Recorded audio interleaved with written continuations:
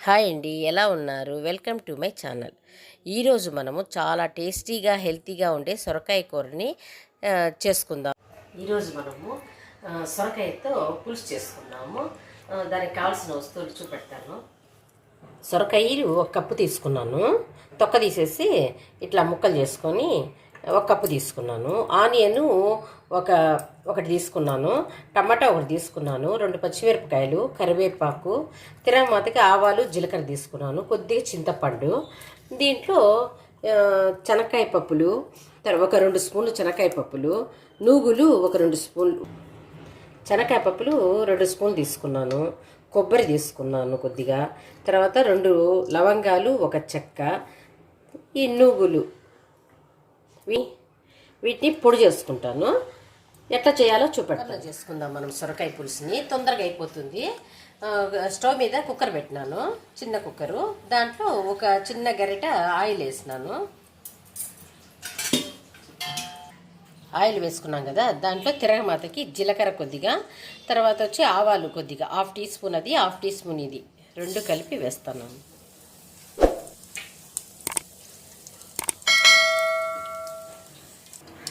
దీంట్లో ఒక ఆనియన్ చిన్న ముక్కలుగా తరుక్కొని దీంట్లో వేసుకుంటాను.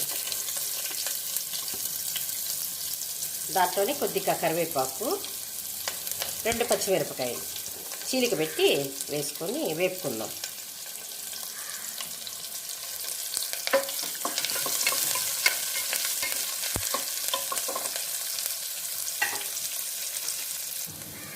దాంట్లో 1 కప్పు సొరకాయ ముక్కలు వేస్తాను. వేసి కొంచెంసేపు వేపుకుందాము. కొంచెం సొరకాయ వేగిందనుకోండి, దీంట్లో టేస్ట్ బాగుంటుంది.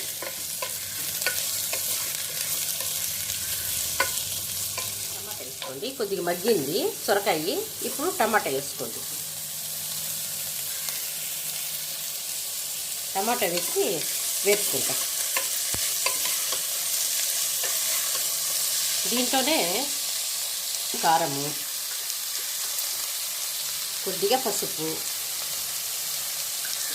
1/2 టీ స్పూను ధనియాల పొడి, చిన్న స్పూను సాల్ట్ వేసుకొని కొంచెంసేపు వేసుకుందాం.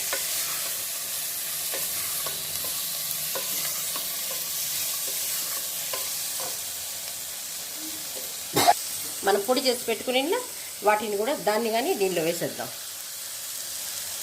వేసి కొంచెంసేపు బాగా వేపుకుంటాం.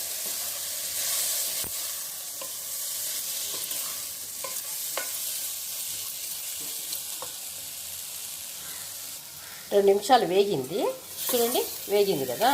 ఇప్పుడు కొద్దిగా చింతపండు చూడండి, ఎంత కొంచెం చింతపండు నానబెట్టినాను. దీన్ని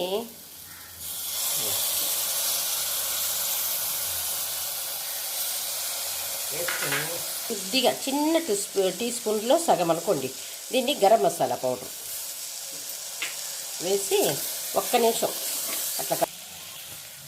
ఇప్పుడు 1/2 గ్లాసు వాటర్ దీనిలో పోసేద్దాం. వాటర్ పోయకూడదు, 1/2 గ్లాస్ అయితే సరిపోతుంది. ఇది రైస్లోకి, చపాతీలోకి సూపర్ టేస్ట్గా ఉంటుంది. ఇప్పుడు సాల్ట్ చూసుకుందాం. సరిపోతుంది. మనము చపాతీలో కొద్దిగా సాల్ట్ వేసుకుంటాం కాబట్టి కొంచెం తక్కువే వేసుకోవాలి దీంట్లో. అంతే, కుక్కర్ మూత పెట్టేద్దాం. అదే కొత్తిమీర కూడా చల్లేసి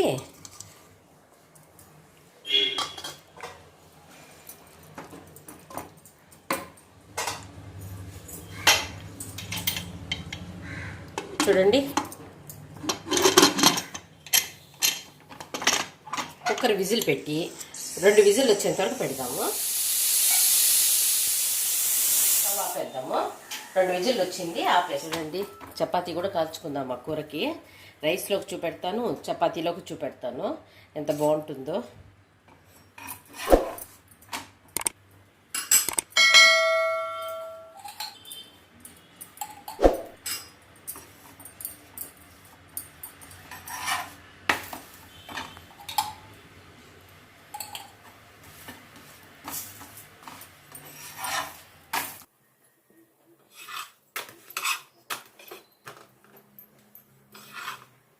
చూడండి చూడండి తీసి చూద్దాము కూర ఎట్లా వచ్చిందో. బాగా వచ్చింది. చపాతీకి రైస్కి సూపర్ టేస్ట్. చూడండి బౌల్ వేస్తాం.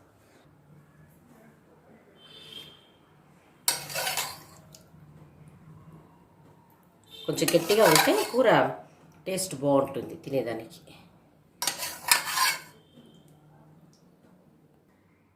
రైస్ వేసుకొని ఒక చపాతీ పెట్టుకొని తింటే మళ్ళీ సూపర్గా ఉంటుంది చపాతీ.